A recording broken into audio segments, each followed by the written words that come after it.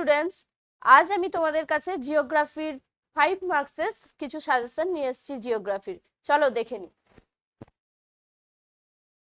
তোমরা জানো তো যে 5 নম্বরে তোমাদের দুটো চ্যাপ্টার থেকে কোনো প্রশ্ন আসে না, সেটা হচ্ছে বর্জ্য ব্যবস্থাপনা এবং উপগ্রহ চিত্র, ভূবৈচিত্র্য সূচক মানচিত্র। তাহলে তোমাদের দুটো চ্যাপ্টার থেকে কোনো 5 নম্বর আসবে না, বাকিগুলো থেকে আমি সাজেশন দিয়ে দিয়েছি। বহির্জাত প্রক্রিয়া ও তাদের দ্বারা সৃষ্ট ভূমিরূপ। এখানে প্রথম প্রশ্ন দিয়েছি, দেখো, নদীর ক্ষয়কার্যের ফলে সৃষ্ট যে কোনো তিনটি ভূমিরূপের চিত্র সহ বিবরণ দাও। সেম দিয়েছি মধ্য ও নিম্ন গতিতে নদীর সঞ্চয় কাজ, এইটা দিয়েছি আমি ক্ষয় কাজ। এটা নদীর ক্ষয়কার্যের ফলে গঠিত তিনটি ভূমিরূপ, আর হচ্ছে এখানে নদীর সঞ্চয় কার্যের ফলে গঠিত তিনটি ভূমিরূপ। এখানে যাবতীয় প্রশ্নের অ্যান্সার করবে, চিত্র অবশ্যই দেবে। পরের প্রশ্ন দেখো, বায়ুর ক্ষয়কাজ ও সঞ্চয় কার্যের ফলে সৃষ্ট তিনটি করে ভূমিরূপের চিত্র সহ বিবরণ দাও। পরে যেটা আছে লাস্ট প্রশ্ন, হিমবাহ জলধারার মিলিত কার্যের ফলে সৃষ্ট তিনটি ভূমিরূপের চিত্র সহ বিবরণ দাও।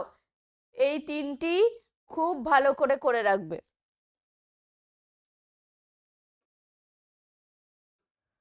পরের চ্যাপ্টার চলে যায় বায়ুমণ্ডল।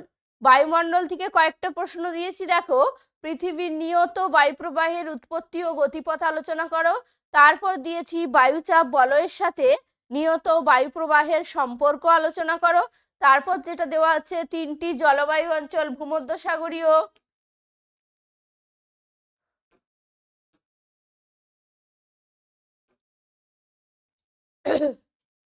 ভূমধ্যসাগরীয়, আর রয়েছে তোমার মৌসুমী এবং নিরক্ষীয় জলবায়ু। এই তিনটি জলবায়ুর অবস্থান এবং বৈশিষ্ট্য ভালো করে করে রাখবে। পরের প্রশ্ন দেখো, বায়ুমণ্ডলের উষ্ণতার তারতম্যের কারণ আলোচনা করো। এবং লাস্ট যেটা রয়েছে, বৃষ্টিপাতের শ্রেণীবিভাগ করে প্রত্যেকটি বৃষ্টিপাত সম্পর্কে সংক্ষেপে আলোচনা করো। তোমাদের এরম না দিয়ে বৃষ্টিপাতের শ্রেণীবিভাগ করে যে কোনো এক প্রকার বৃষ্টিপাত সম্পর্কে আলোচনা করো, বা যে কোনো দুই প্রকার বৃষ্টিপাত সম্পর্কে আলোচনা করো, বা প্রত্যেকটি সম্পর্কে আলোচনা করো। যদি একটা বলে সেক্ষেত্রে কিন্তু তোমরা শৈলক্ষেপ বৃষ্টিপাত চিত্র সহ দেখিয়ে দিও। বায়ুমণ্ডল থেকে দেখো, মাত্র দুটো প্রশ্ন দিয়েছি, দুটোই খুবই গুরুত্বপূর্ণ। দুটো প্রশ্ন হচ্ছে সমুদ্র স্রোত সৃষ্টির কারণ এবং বিশ্বব্যাপী সমুদ্র স্রোতের প্রভাব। এটা গেল আমার বায়ুমণ্ডলের প্রশ্ন। ভারতের প্রাকৃতিক পরিবেশ, কারণ কি এর আগের চ্যাপ্টার আমাদের ছিল বর্জ্য ব্যবস্থাপনা, সেখান থেকে কোনো 5 নম্বরের প্রশ্ন হয় না।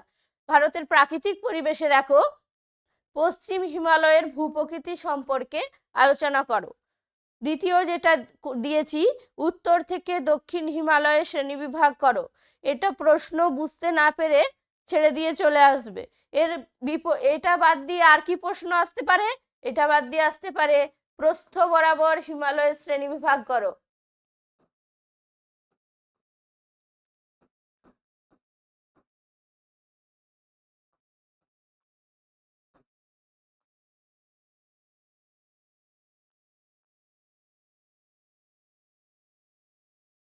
প্রস্থ বরাবর হিমালয়ের শ্রেণীবিভাগ আর উত্তর থেকে দক্ষিণে হিমালয়ের শ্রেণীবিভাগ একই প্রশ্ন। পরের প্রশ্ন, পূর্ব ও পশ্চিম উপকূলের সমভূমির প্রাকৃতিক বৈশিষ্ট্যের তুলনামূলক আলোচনা করো। এবং লাস্ট যেটা দিয়েছি, উত্তর ও দক্ষিণ ভারতের নদ নদীর তুলনামূলক আলোচনা করো। ভারতের প্রাকৃতিক পোর্শন থেকে মাত্রই কয়েকটা প্রশ্ন। এরপর ভারতের অর্থনৈতিক পরিবেশ, সেখান থেকে দিয়েছি তোমাদের ভারতের কৃষিতে রয়েছে ইক্ষু, চা, কার্পাস, এছাড়া ধান, অনেকগুলি ফসলের অনুকূল ভৌগোলিক পরিবেশ রয়েছে তোমাদের। সেখান থেকে আমি তিনটে দিয়েছি, ইক্ষু, চা এবং কার্পাস। পরের প্রশ্ন রয়েছে, ভারতের লৌহ ইস্পাত শিল্পের কেন্দ্রীভবনের কারণগুলি আলোচনা করো। খুব গুরুত্বপূর্ণ। পরেরটা দেখো, পশ্চিম ভারতে কার্পাস বস্ত্র বয়ন শিল্পের কেন্দ্রীভবনের কারণ আলোচনা করো। এবং ভারতের পশ্চিমাঞ্চলে পেট্রোরসায়ন শিল্পের কেন্দ্রীভবনের কারণগুলি আলোচনা করো। ভারতের জনসংখ্যা বন্টনের তারতম্যের কারণগুলি আলোচনা করো। লাস্ট দিয়েছি পরিবহন ব্যবস্থার 5টি গুরুত্ব আলোচনা করো। এটা গেল ভারতের অর্থনৈতিক পরিবেশ। লাস্ট চ্যাপ্টার আমাদের ছিল উপগ্রহ চিত্র ও ভূবৈচিত্র্য সূচক মানচিত্র, সেখান থেকে কোনো 5 নম্বরের প্রশ্ন হয় না, তাই এইটুকুই আমাদের সাজেশন। এই 5 নম্বরের প্রশ্নগুলি তাড়াতাড়ি তৈরি করে নিও। Thank you.